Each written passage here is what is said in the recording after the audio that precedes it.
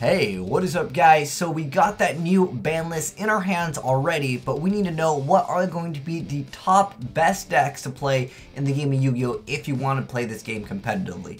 Now, I do also want to let you guys know heads up that I'll put some annotations up, or if you can't click on annotations, I'll put a link down below in the description box, and they'll all be uploaded later this week. I'll be putting top deck profiles from some of these decks.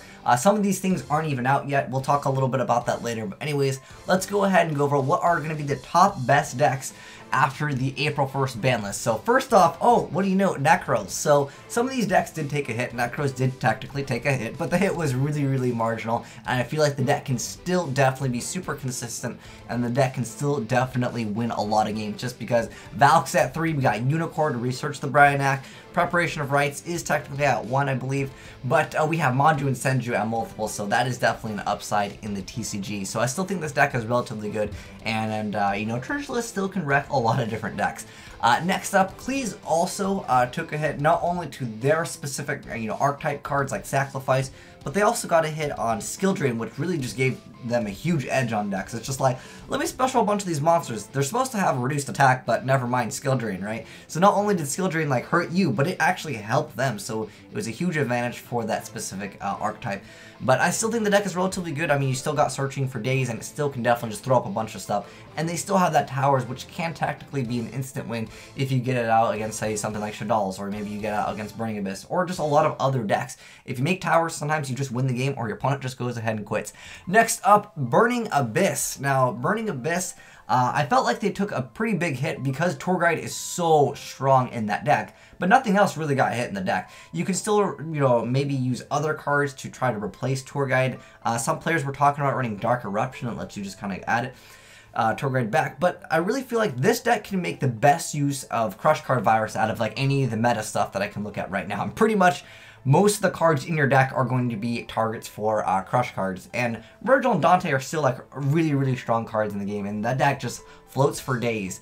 But next up, I want to talk about other decks that I still think are relatively good. I mean, we all basically knew that the Burning Abyss, the Qliphorts, as well as the Necros, these are basically the top decks as a previous format, just basically like a month ago, or basically as of right now, these are the top 3 decks. That's basically unarguable. This is all basically fact from what has been actually winning tournaments. But I feel like Shaddolls, they kind of fell under the radar. This was actually one of the top decks for a while, and it just kind of got overswarmed. Same thing with the Satellar Knights. But I feel like Shaddolls have the biggest potential right now to be really strong, especially if we get Star Seraphs in the game, because if you guys didn't know, Star Seraphs basically make Shaddolls super strong, and you're able to basically just OTK like crazy in the deck, because in the OCG, they no longer really have access to that, because not only did other things get hit in the OCG, but specifically Construct is now gone, and that card really allows you to dump whatever you want, and it just really lets you overextend and do a lot more stuff. But nonetheless, Star Seraphs make this deck really strong, and I think going into the future, this is going to be a much stronger deck. Technically, if we hit, other decks, and we have a deck that used to be good, and if that deck doesn't get touched at all, it can have a better chance, but I still feel like we really need those Star Seraphs to really make Shaddolls really good. So if you guys haven't picked up some Shaddolls and you're interested in maybe trying out Star Seraph Shaddolls, this could be a really great strong deck if you like OTKs. Next up, the Yosenjus. Now, I feel like Yosenjus are still a pretty strong deck, but I felt like they indirectly got hit because Vanity's Emptiness for them was like a laugh. Like you would flip up Vanity's Emptiness randomly, and they'd be like, oh, I don't even care, dude. I don't even special summon. Unless, of course, the new support is going to allow them to special summon. The Pendulum build is not the most consistent, and that's the biggest problem that they actually have. But I feel like this deck is actually really good simply because you can be super safe on a lot of the stuff. If you have the blue face, and your monsters can't be destroyed, well, you basically get like a free, get out of jail free card, just get rid of the blue face, or the L, I think is, or is it R? I think it's L for the blue face. But anyways, you're able to actually prevent them from being destroyed. But basically, Mirror Force is basically what hurts this deck. So if you happen to have that other card, it's pretty good. And again, I felt like they indirectly got hit simply due to vanities. But nonetheless, you know, they're getting more support in the future, so this could be another deck to look out for, and it's relatively budget friendly, so I don't think it's really a bad investment in picking up some of these cards, because like I said, they are from I think they're the Secret Forces, yeah, that's what the set was called, and like I said, they're relatively inexpensive. Next up, I feel like Ritual Beast can kind of also be a great deck, simply because they're getting more support in the future, and this all kind of is things that we don't actually know everything about, but I still think the deck is relatively good. The one thing that hurts this deck, though, is obviously Vanities hurts a lot of different stuff, but basically other decks can basically side deck a Vanity's Emptiness against you, and it's called Imperial Iron Wall, and that basically is Vanity's Emptiness just for you, because you're the only one that's going to be trying to banish to Ritual Summon. But yeah, this archetype is definitely pretty good. They have a really amazing trap card. Lets you basically reborn for double, and then, or it actually gets stuff from the banish zone, but of course with Imperial Iron Wall you could definitely get hit by it. Infernoids are also looking good. I didn't actually put them on here because I don't know, I haven't actually tested this out, and of course all the new support isn't fully announced. But as of right now, I don't see Infernoids being super good. But again, a lot of you guys have been telling me about it, so I'll, like I said, I briefly mentioned it right there for you guys. Next up, I feel like Sylvans have a little bit of potential here because of Lone Fire. Lone Fire in that deck is so crazily good. I know Soul Charge is at 1, and that kind of does hinder the deck. But this deck can still make some pretty explosive plays. I've seen this deck go completely off, and you can definitely OTK in this deck, but sometimes you can just be a little bit too slow if you don't happen to be aggressive enough. Your opponent can kind of just like win simply because, like, you know, you go first and you set a card, you pass, and it's like you can't really go Curry Bandit pass, because I feel like the game has gotten way too fast for you to do Curry Bandit pass. You might just get OTK'd, or you might get locked out, and so that's why I feel like they don't have an amazing consistent, like, you know, they're gonna throw up a monster first turn that's gonna just stun you or something like that. And again, because of Soul Charge, you can't do as much as the deck used to be able to do. But with Vanity's Emptiness at 1, that definitely does help out the deck, because the deck obviously is basically special something like Crazy and try to OTK, or just attempt to make a field and then throw up Vanities, which is at 1. Next up, the Satellar Knights. I really like this archetype because of Sham. I like the burn factors, just because sometimes you can ignore your opponent's field and just keep on burning them with stuff. I think it's really fun just to troll your opponent with Sham over and over. But they are also getting another card that they can make use of, which basically allows access to Cyber Dragon Infinity, as well as just another, you know, just rank.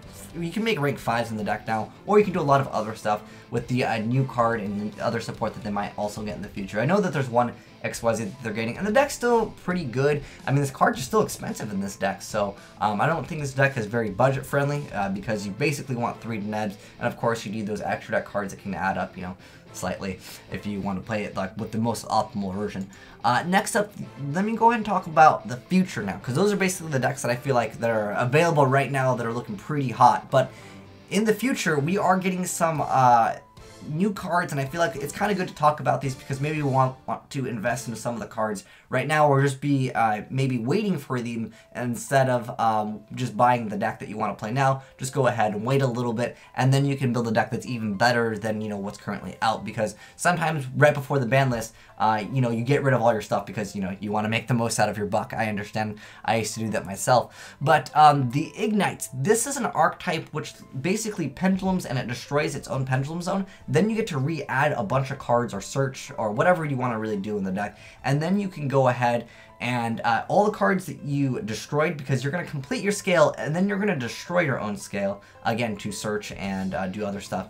But once you've destroyed your scale, those monsters then are going to be coming out, and then of course you get the search. Basically, this is a really strong pendulum deck, and I feel like if they just get any tuners, this deck could be really strong, and especially since they're all normals, there's going to be more support for normal cards, because they're actually releasing support for Dark Magician. I'm thinking maybe if they release some other stuff, you can use it because of, you know, of course, support for normal monsters. But this deck can put up pretty nasty fields, and they basically have their own version of Fire Lake, which is actually technically better. It's a continuous.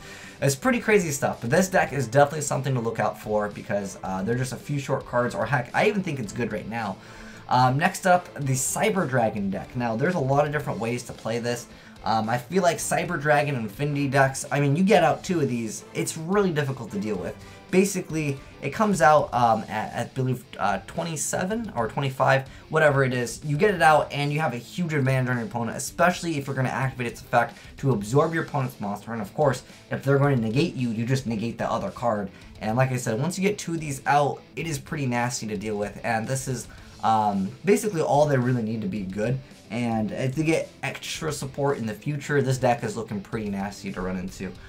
Next up is the Zephyr. I don't know where I found this picture. Oh, by the way, I'll put all of the pictures down below the description box because I know that there is some pretty sick wallpapers in here. I know this is not actually Yu-Gi-Oh! It's Devil May Cry. If you guys didn't understand this kind of joke that I had, it was Virgil is this guy over here and Dante is this guy over here. They're characters from a video game.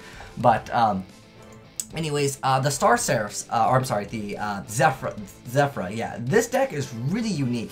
I got this off of some OCG website. I don't remember where, but I saved it, and if you guys want the, well, it's just on the Imgur, so I think someone else rehosted it, obviously. But, anyways, it's a really, really unique archetype, because the archetype is basically trying to incorporate everything into pendulums.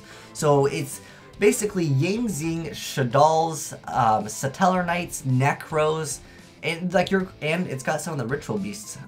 They're incorporating everything into one deck, and when I heard about this, I'm like, this is something so stupid that it's like only something I would want them to make, because literally you're throwing everything into one deck. Like you can see over here.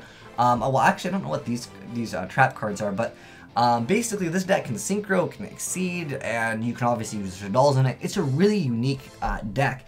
And it does allow for a lot of shenanigans. If you like really unique things, I think that this is definitely one deck to look out for. But it does Pendulum, and then it basically throws out a bunch of monsters. So if you don't like Pendulum for a bunch of monsters, and then, you know, losing to Bottomless or something like that, yeah, this might not be the deck for you. But I think it can OTK, and like I said, I like it because it feels unique, because we're incorporating, like, all the meta into, like, one deck. It's just, the idea is crazy, and I do like that. And I think the artwork is pretty cool, and, like, half dark, half light. Oh, BLS!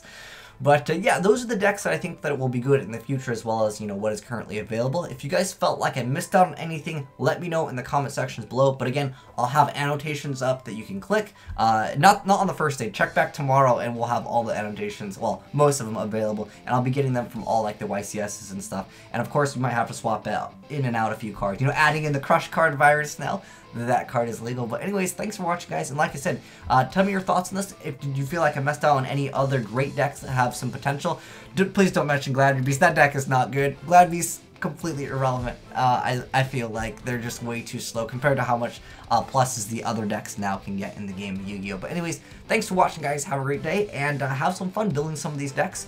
If you're playing online, oh, I'll add YDKs to the other ones. But anyways, yeah, click on the annotations. There should be, I'll upload them right now. And then they'll be available really soon. And then, yeah, like I said, you click on the annotations or visit the description box below, and you guys can go ahead and click on which deck profile that you want from, like, YCS and, like, other tops and stuff. Some of them will have to be OCG because, you know, we don't exactly have some of these cards yet. But anyways, thanks for watching, guys. Asian Eyes signing out.